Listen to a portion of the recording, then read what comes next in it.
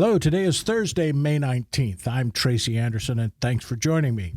So let's look at some markets, and again, we're going to start with poultry and avian flu.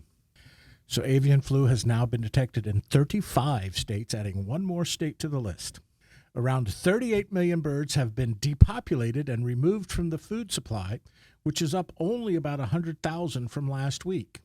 One contact in the turkey business told me, we just need 7 straight days of over 70 degrees and the virus will die.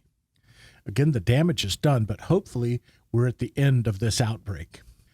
Not to be a downer, but I did see some speculation the virus will return in the fall when the weather gets cool again and give us a double whammy.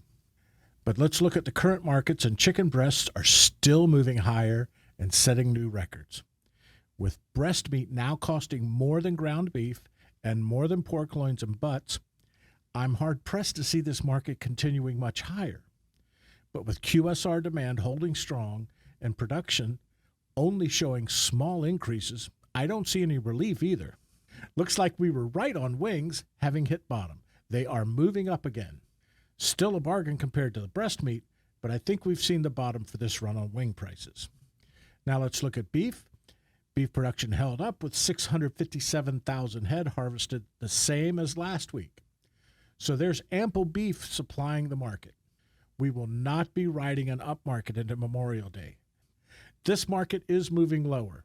I think the victim of inflation worries, though we are at lower prices than we were this time last year.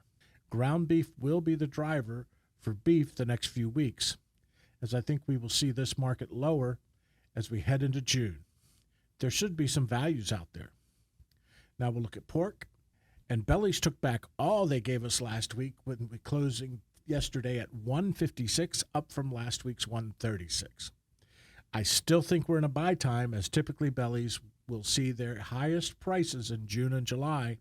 Butts and loins continue steady and show a value in protein. Ribs, as typical this time of year, continue higher. Year-to-date, pork production is down 4.9% compared to last year. But with lower export demand, this should be good for our domestic consumption. Now we'll look at grains, and corn closed down to $7.94 from $8.01 last week. Corn plantings continue well behind pace, with 49% planted compared to 78% planted last year. Not much change from South America, so we'll watch the plants grow and hope for the best.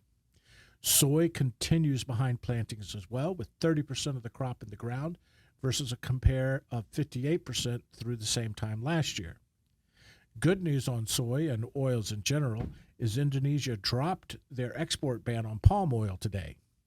Apparently, they had no place to put their palm oil as all their holding tanks were full. That should help meet international demand, as Indonesia is the #1 source for palm oil. We are also told that June 3rd is the day we will see what the biofuel mandates will be from the EPA. Until then, I don't see anything changing in the soy market. Wheat is turning from bad to worse. Spring planting is at 39% in the ground versus 83% last year.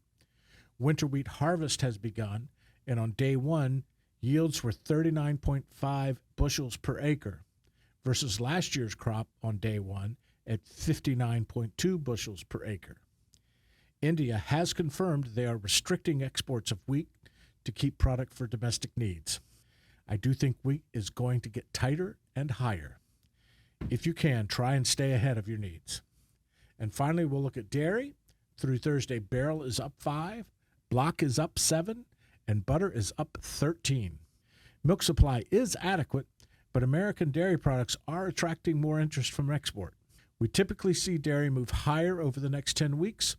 I think this year will be typical. Okay, with that, I'm done. Thanks for listening, and let's do it again next week.